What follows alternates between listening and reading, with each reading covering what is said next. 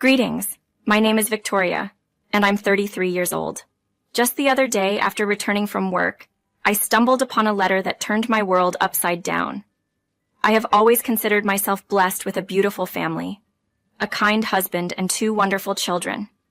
They were my world, the core of my existence. I never imagined that such a betrayal could come from within our tight-knit circle. My husband Arthur often expressed his love for me, calling me his soulmate and expressing gratitude for having me in his life. He would say, "Victoria, you know you're my soulmate. I feel so fortunate every day to have such an incredible wife. You will forever be the love of my life." And I felt the same way about him. I believed we were meant for each other, and I couldn't imagine my life without him. But those were all lies. The truth hit me hard. Arthur's declarations of us being soulmates were nothing but empty words. The realization that your love for someone can disappear the moment they commit an unforgivable act is both shocking and painful. This was my reality, laid bare in the letter I found. The letter revealed Arthur's departure from our lives in the most heart-wrenching way. It read, "Victoria, by the time you read this, I'll be gone. I wish there were an easier way to say this. I've fallen in love with someone else.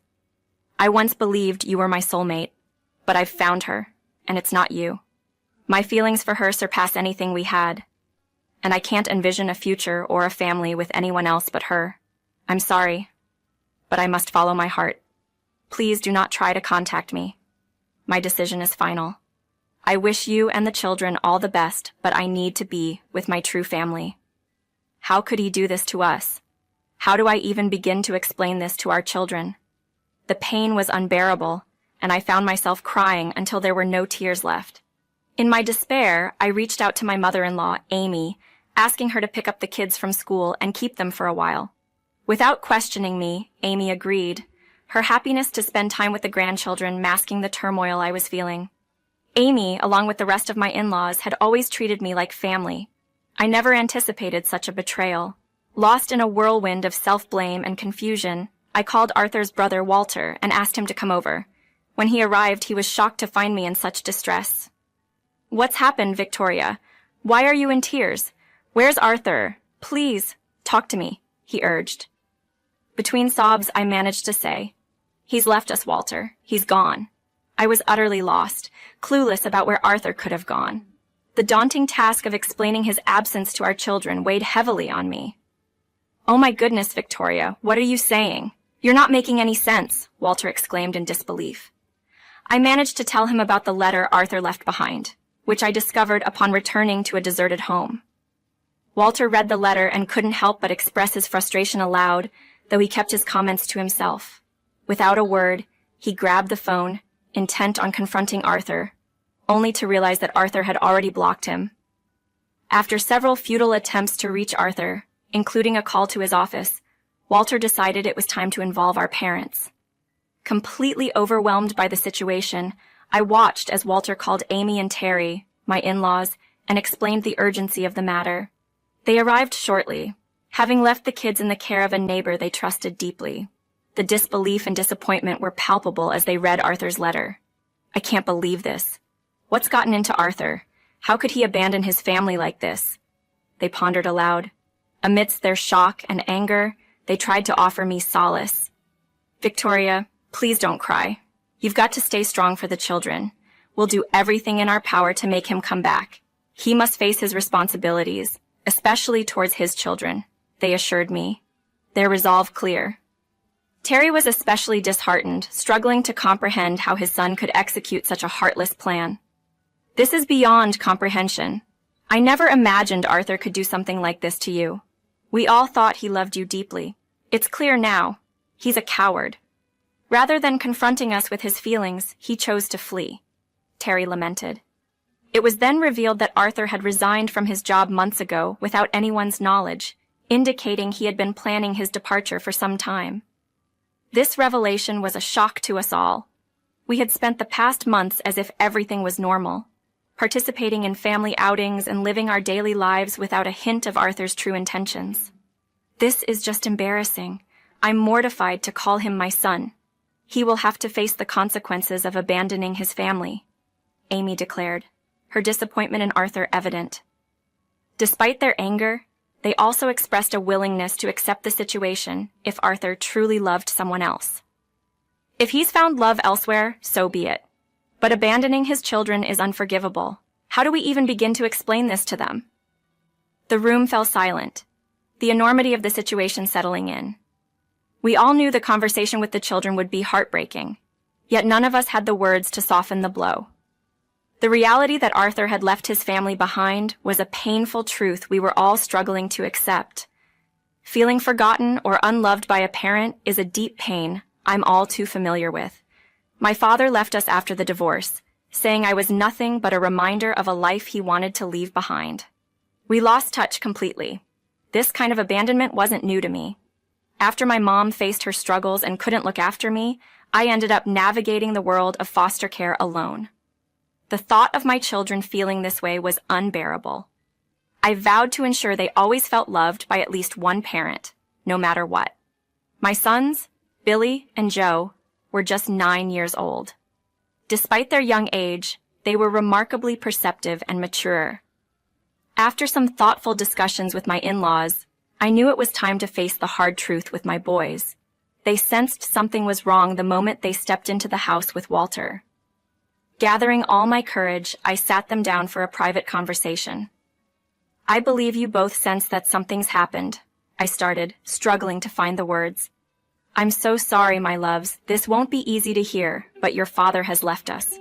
We don't know where he's gone, but he's not coming back. Their immediate response was one of disbelief. Dad just left? You can't be serious, Mom. Please say this is some sort of mistake. Why would he do this? What did we do wrong? I reassured them, you've done nothing wrong at all. He made this decision because he believes he needs to be elsewhere. I know it's hard to understand, but we have to accept it. From now on, it's going to be us three. I'm so sorry. If there was anything I could do to change this, I would. The room fell into silence. They exchanged looks, a silent conversation passing between them, and retreated to their room. I knew they were in shock, processing this enormous change, and I respected their need for space. Walter stayed with us that night, offering his support, while my in-laws promised to return the next day to check on us. That day, the boys kept to themselves, a clear sign they were grappling with the news. The silence in the house was a stark reminder of the new reality we were facing. Yet I remained steadfast in my commitment to ensuring my sons felt loved and supported through this unforeseen journey. The worry for my boys weighed heavily on me, sensing their struggle with the situation. Walter, seeing my distress, kindly tried to coax Billy and Joe to join us for dinner, but they declined, saying they had no appetite and preferred to be alone. Throughout this ordeal, Walter's support was immeasurable. He reached out to all of Arthur's friends, inquiring about his whereabouts, only to find out they were equally in the dark and quite upset with Arthur's actions. They promised to keep us updated if any news surfaced. By the next morning, a small glimmer of hope emerged when the kids approached me in the kitchen, enveloping me in a hug. Their words were comforting, yet tinged with hurt. Mom, don't worry. We're here with you. You are enough for us. We don't need to see his face again. We're so angry at him. He doesn't deserve your kindness. We're here for you. If he chooses to live without us, let him. We don't need him anymore. Their words, while supportive, also hinted at their deep-seated pain. He is still your dad, and I know there's love there, I reminded them gently. We do love him, Mom, but it's hard to imagine forgiving him. If we're not important to him, he's better off away from us, they replied. Their maturity and concern for me over their feelings of abandonment by their father were heartening yet heartbreaking. Reflecting on the past, it became clear that Arthur had been distancing himself from us for a while. Despite our conversations and attempts to engage him in family activities, he remained aloof, always excusing himself as being too stressed from work. I had hoped he would eventually reconnect with us, especially with the boys, believing he needed time to sort himself out. Sadly, I was mistaken. As days turned into 2 weeks with no word from Arthur, who had even gone as far as deactivating his phone, the situation became dire. We eventually reported him missing to the police, but they were at a loss on how to proceed. The idea of hiring a private investigator came up, but the financial burden was too great for us to bear, especially since I was the sole provider for our family. The children held on to a sliver of hope that their father would return, but as months passed without any sign of him, that hope slowly faded away. Together with my in-laws, we did our best to fill the void left by Arthur, ensuring the kids felt loved and supported despite the circumstances. The journey was challenging, but the strength and resilience of my family, especially my sons, showed me that even in the face of such adversity, we could find a way to move forward together. To help my children navigate their feelings and ensure they had a space to express themselves without fearing they might upset me, we started therapy sessions. Walter, seeing the toll the situation was taking on me, gently encouraged me to seek therapy as well. Recognizing my own need for support, I agreed. Despite our efforts, understanding and moving past the situation remained a struggle. 8 months later, driven by a need for closure, we renewed our efforts to locate Arthur and learned he had left with a coworker named Judy, someone who had always behaved too familiarly with him. I had previously expressed my concerns to Arthur about Judy's inappropriate behavior towards him, especially after witnessing her actions at a company event.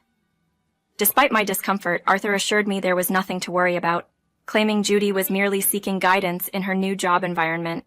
He insisted on his fidelity and love for me, attempting to allay my fears. Unfortunately, my instincts about Judy were correct, but I hadn't imagined Arthur would leave us for her.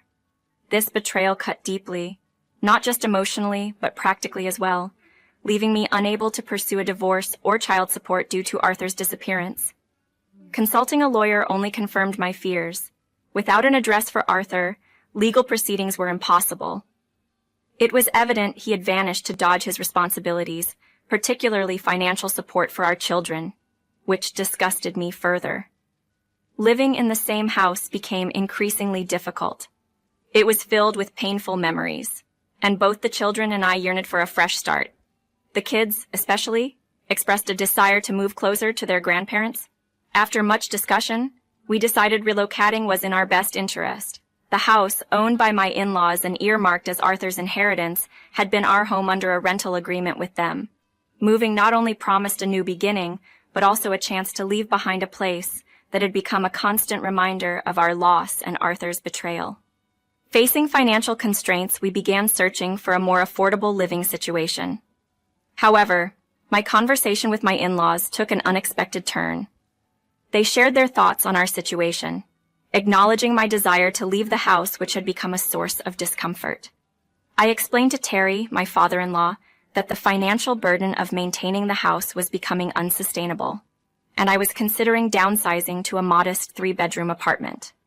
Terry and my mother-in-law proposed an unexpected solution.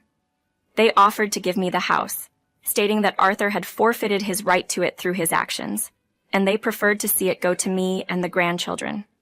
I was taken aback and initially insisted I couldn't accept such a generous offer, reminding them that the house was a significant asset and part of Arthur's inheritance. They reassured me that their decision was final, having already updated their will to reflect this change. Despite my protests, they were adamant, expressing their love and support for me as if I were their daughter. In the end, their kindness overwhelmed me, and I was deeply grateful for their unwavering support amidst the turmoil Arthur had caused. With the house now legally mine, I decided to rent it out, using the income to support a fresh start in a new apartment. During this time, Walter became an invaluable source of support for the children and me. As we spent more time together, our friendship deepened into something more. A year after Arthur left, Walter and I discussed our feelings, finding acceptance and support from my in-laws, and even enthusiasm from the kids about the idea of Walter becoming a more permanent fixture in our lives.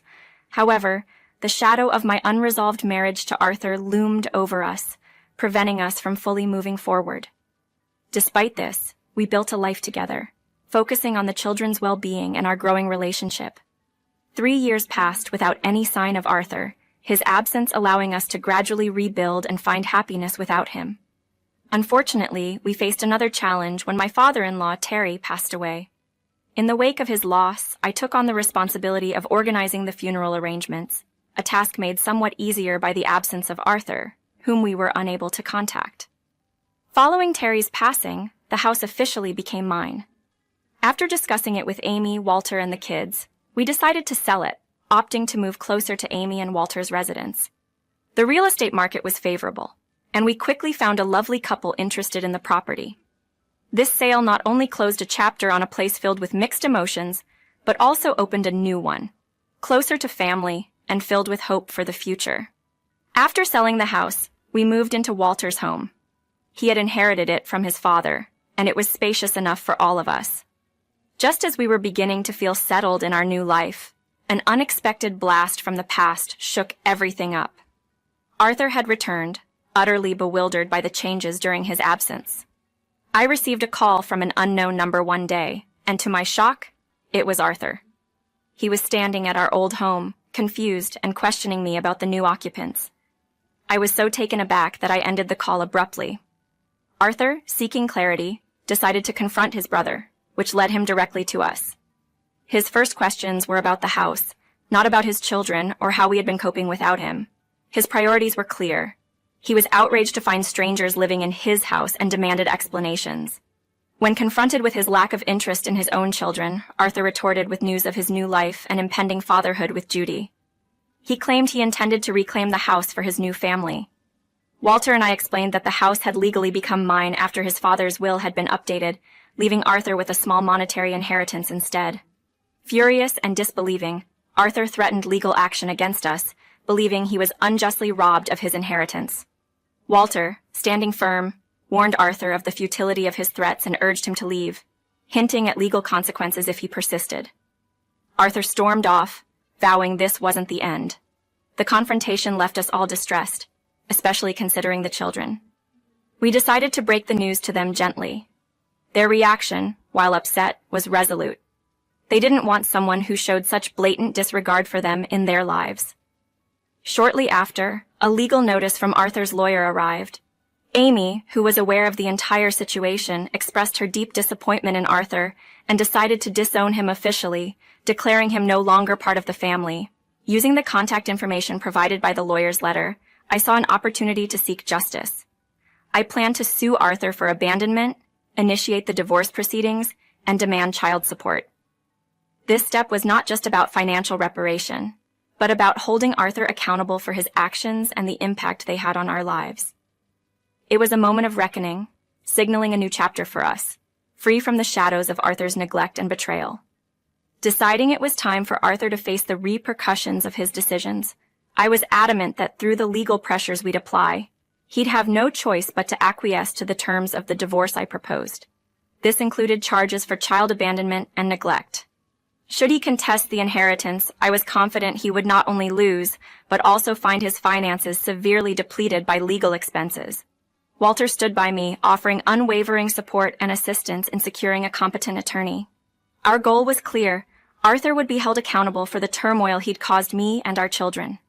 Post-divorce, we planned to establish a stable and permanent home environment, a stark contrast to the transient and troubled one Arthur had left in his wake. True to his promise, Walter found a skilled lawyer, and I proceeded with the divorce, aiming to secure what was rightfully ours. The children, bravely voicing their experiences, made a profound impact in court, leaving the judge visibly disturbed by Arthur's neglect. Arthur, appearing with his partner, found himself defenseless against the allegations. Additionally, I pursued a lawsuit against his partner for alienation of affection, winning decisively. The court's rulings left Arthur and his partner nearly destitute, their pleas for leniency falling on deaf ears as they faced the financial consequences of their actions. Arthur's attempt to claim his inheritance also failed miserably. Terry had wisely left a portion of the money to Arthur in his will, but his baseless entitlements were dismissed, subjecting him to further ridicule in court. Faced with substantial child support dues, Arthur was compelled to relinquish any funds he had been awarded. After much deliberation, the twins chose to request Arthur relinquish his parental rights, a decision he initially hesitated over but eventually accepted, recognizing their desire to sever ties.